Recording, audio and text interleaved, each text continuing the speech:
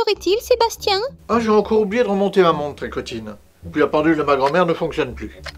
Ah, si elle est en panne, pourquoi elle fait tic-tac? Écoute, Tricotine, personne ne s'étonne d'entendre un chat parler et parler droit dans nos vidéos, alors qu'une horloge fasse tic-tac, même quand elle est en panne. C'est pas faux.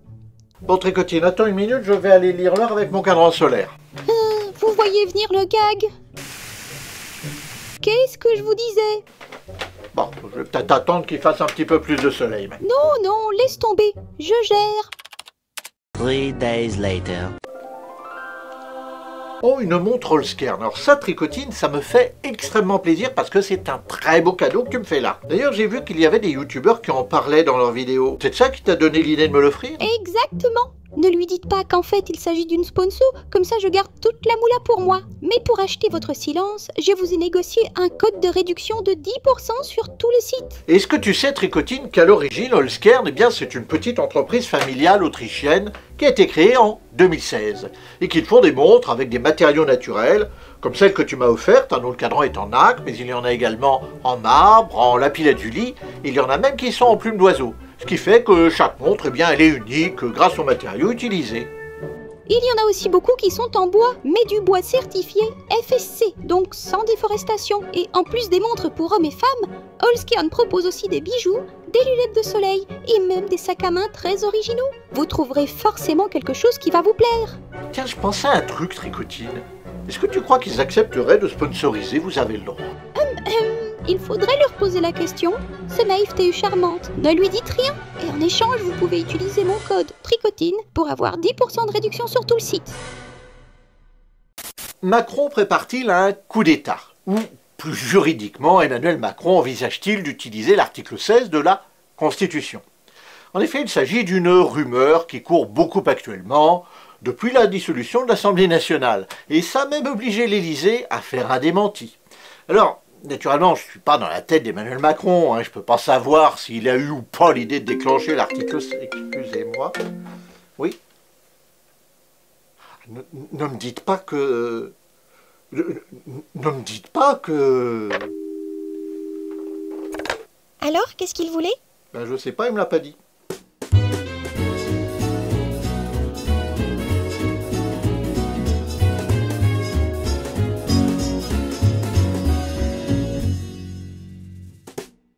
On parle beaucoup de l'éventualité pour Macron d'utiliser l'article 16 de la Constitution qui lui donnerait les pleins pouvoirs dans le cas où aucun parti n'obtiendrait de majorité absolue à l'Assemblée nationale et que le gouvernement se trouverait dans l'impossibilité d'agir. L'opinion publique s'agite beaucoup à ce sujet, d'autant plus que ce texte a une réputation sulfureuse.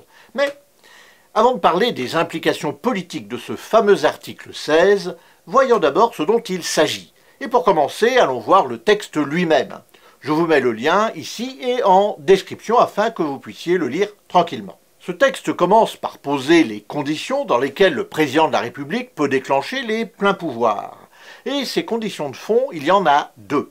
Il faut d'abord que les institutions de la République, l'indépendance de la nation, l'intégrité de son territoire ou l'exécution de ses engagements internationaux soient menacées d'une manière grave et immédiate. Et il faut ensuite, deuxième condition, que, je cite, le fonctionnement régulier des pouvoirs publics constitutionnels soit interrompu. Et naturellement, ces deux conditions sont cumulatives. Par exemple, une menace à l'indépendance de la nation qui ne mettrait pas en cause le fonctionnement régulier des pouvoirs publics constitutionnels, eh bien ça ne permettrait pas de recourir à l'article 16. Bref, on n'est pas du tout dans la gestion des affaires courantes, ni même dans la gestion d'une crise politique. On est vraiment dans une situation de crise grave. En fait, lorsqu'ils ont rédigé cet article, les auteurs de la Constitution de 58 pensaient aux difficultés qu'avait éprouvées Albert Lebrun. Albert Lebrun, c'était le président de la République en 1940. Ils ont pensé aux difficultés qu'il avait éprouvées à maintenir la légalité républicaine pendant la campagne de France, au début de la Seconde Guerre mondiale, en mai-juin 1940. Quelle période! Quelle période! À l'époque, aucun mécanisme constitutionnel n'existait pour faire face aux situations d'urgence. Et c'est donc pour essayer d'éviter que ce chaos constitutionnel se reproduise que l'article 16 a été inséré dans notre Constitution afin de la rendre plus robuste en cas de nécessité. Toi aussi, tu as une constitution robuste. Merci Tricotine. Avec tes 100 kilos bien tassés. Qu'est-ce que je disais, moi?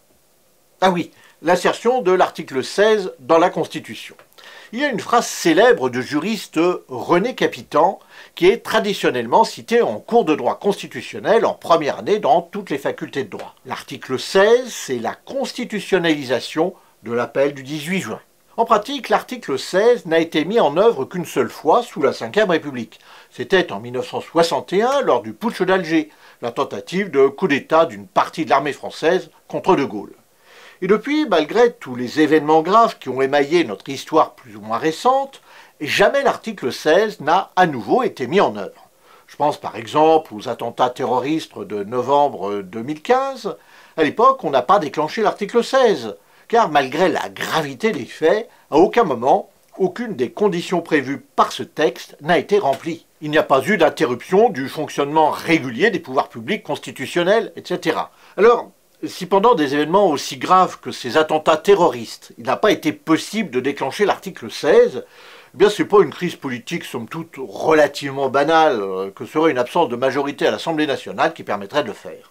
Oui, sans doute. Me voilà rassuré. Alors attention, une fois de plus, je le répète, le droit c'est pas une opinion.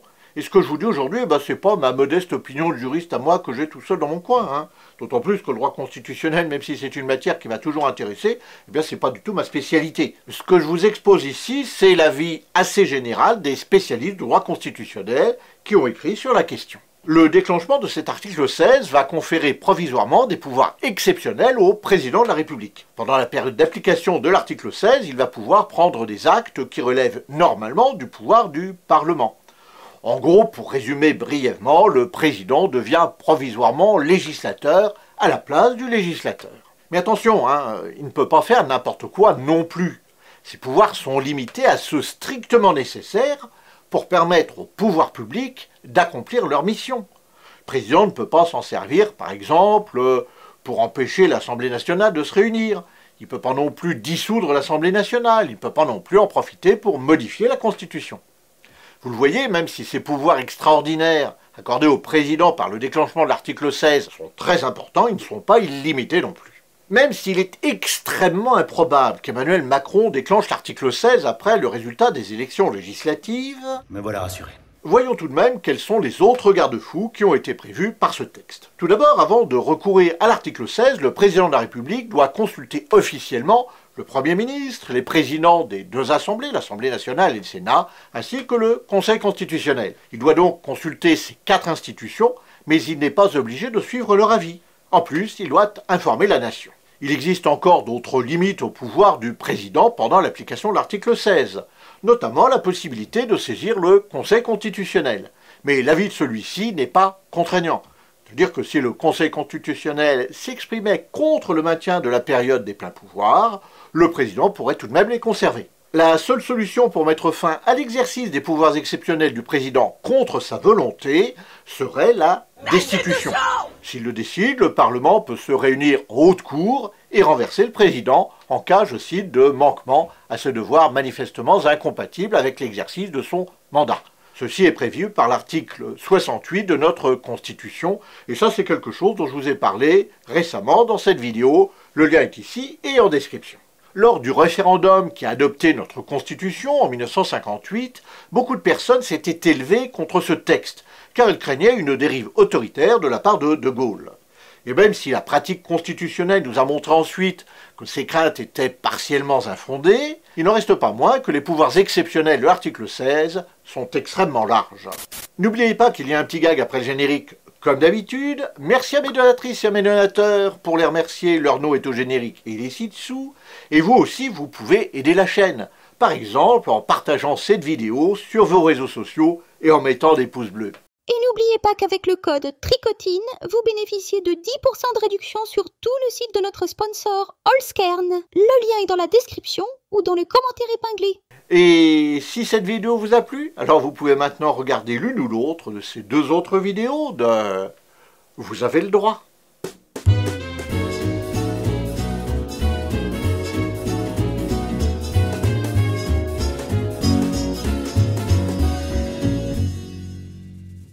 Eh bien, c'est pas du tout ma spécialité. Ce que je vous explose.